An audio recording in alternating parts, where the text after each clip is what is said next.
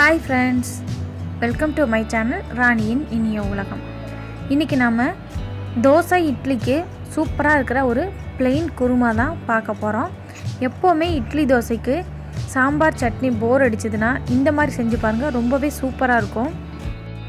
இது தோசை இட்லிக்கு மட்டும் இல்லாம chappathi, poori, இடியாப்பம் இந்த மாதிரி எல்லாத்துக்குமே ரொம்பவே சூப்பரா இருக்கும். இப்போ வாங்க எப்படி செய்யலாம்னு பார்க்கலாம். மறக்காம ராணியின் இனிய உலகம் சேனலுக்கு சப்ஸ்கிரைப் பண்ணுங்க. பக்கத்துல உள்ள பெல் பட்டன்ல ஆல்ங்கிற ஆப்ஷனை கிளிக் பண்ணிக்கோங்க. அடுத்தடுத்த வீடியோவோட அப்டேட்ஸ் உங்களுக்காக. இதுக்கு தேவையான பொருட்கள் என்ன அப்படின்னு பார்த்தீங்கன்னா, ஒரு பெரிய வெங்காயம் சின்னதாக கட் பண்ணி வச்சிருக்கிறேன். 15 பல் பூண்டு பொடியாக கட் பண்ணி வச்சிருக்கிறேன். இதுக்கு பூண்டு தான் நல்ல ஃப்ளேவர் கொடுக்கும். ஸோ பூண்டு அதிகமாக சேர்த்துக்கோங்க. ஒரு 4-5 பச்சை மிளகாய், உங்கள் காரத்துக்கு தகுந்தாப்புல பச்சை மிளகாய் சேர்த்துக்கோங்க. ஒரு பெரிய சைஸ் தக்காளி ஒன்று பொடியாக கட் பண்ணி வச்சுருக்கிறேன். கொஞ்சமாக பொட்டுக்கடலை, கொஞ்சம் பெருஞ்சீரகம், கொஞ்சமாக தேங்காய், இது அரைச்சி சேர்த்துக்க போகிறோம். தாளிக்கிறதுக்கு கடுகு, சீரகம், கருவேப்பிலை, மல்லி இலை க்ளீன் பண்ணி கட் பண்ணி வச்சுருக்கிறேன்.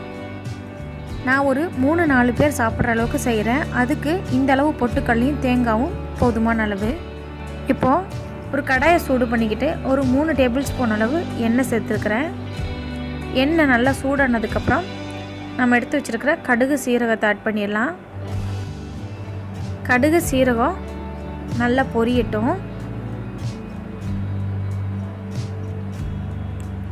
இப்போது கட் பண்ணி வச்சுருக்கிற வெங்காயம், பூண்டு, பச்சை மிளகாய் எல்லாத்தையும் சேர்த்துடலாம். இப்போ இது கொஞ்சம் கண்ணாடி பதத்தை விட செவந்து வர அளவுக்கு வதக்கிக்கலாம். இதில் கொஞ்சமாக உப்பு சேர்த்துட்டிங்கன்னா சட்டுன்னு வெந்துடும்.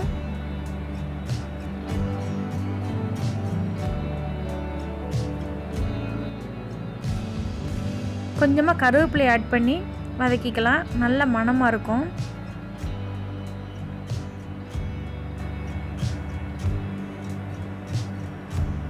வெங்காயம் பார்த்திங்கன்னா இந்த அளவுக்கு செவந்து வந்ததுக்கப்புறம் தக்காளி ஆட் பண்ணிடலாம்.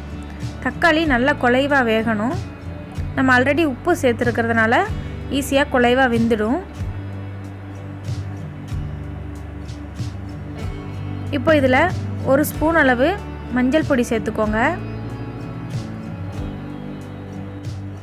தக்காளி வெந்துட்டுருக்கும் போதே நம்ம எடுத்து வச்சுருக்கிற பொரிகடலை, தேங்காய், சோம்பு இதெல்லாம் அரைச்சி எடுத்துகிட்டு வந்துடலாம். இப்போ தக்காளியும் நல்லா குலைவாக வெந்துருச்சு. இப்போ நம்ம அரைச்சி வச்ச தேங்காய் பேஸ்ட்டில் கொஞ்சமாக தண்ணி ஆட் பண்ணி இதில் மிக்ஸ் பண்ணிக்கலாம். உங்களுக்கு எந்த அளவுக்கு தண்ணி வேணுமோ அந்த அளவுக்கு ஆட் பண்ணிக்கோங்க. கொஞ்சம் இந்த கிரேவி கொஞ்சம் அதிகமாக வேணும்னு நினச்சிங்கன்னா அதிகமாக பொட்டுக்கடலை இதெல்லாம் சேர்த்துக்கோங்க. ரொம்ப தண்ணியாகவும் இருந்தாலும் நல்லா இருக்காது. இந்த டைமில் உங்களுக்கு கொஞ்சம் காரம் அதிகமாக வேணும்னு நினச்சாலும் கொஞ்சமாக மிளகாய் தூள் சேர்த்துக்கலாம். இப்போ இது நல்லா கொதிக்கட்டும். ஒரு மூடி போட்டு கொதிக்க விட்டுறலாம். இப்போ குழம்பு நல்லா கொதிச்சிருச்சு, கொஞ்சம் கெட்டியாகவும் வந்துருச்சு. இப்போ ஃப்ரெஷ்ஷாக எடுத்து வச்சுருக்கிற மல்லி இலையை தூவி இறக்கிடலாம். சுவையான இட்லி குருமா ரெடி ஆயிடுச்சு. இது தோசை இட்லிக்கு ரொம்பவே சூப்பராக இருக்கும். நீங்களும் இதே மாதிரி செஞ்சு பார்த்து எப்படி இருக்குங்கிறத கமெண்டில் சொல்லுங்கள். மறக்காமல் லைக் பண்ணுங்கள், ஷேர் பண்ணுங்கள். ராணியின் இனிய உலகம் சேனலுக்கு சப்ஸ்கிரைப் பண்ணி பக்கத்தில் உள்ள பெல் பட்டனையும் அழுத்திக்கோங்க. தேங்க்யூ ஃபார் வாட்சிங்.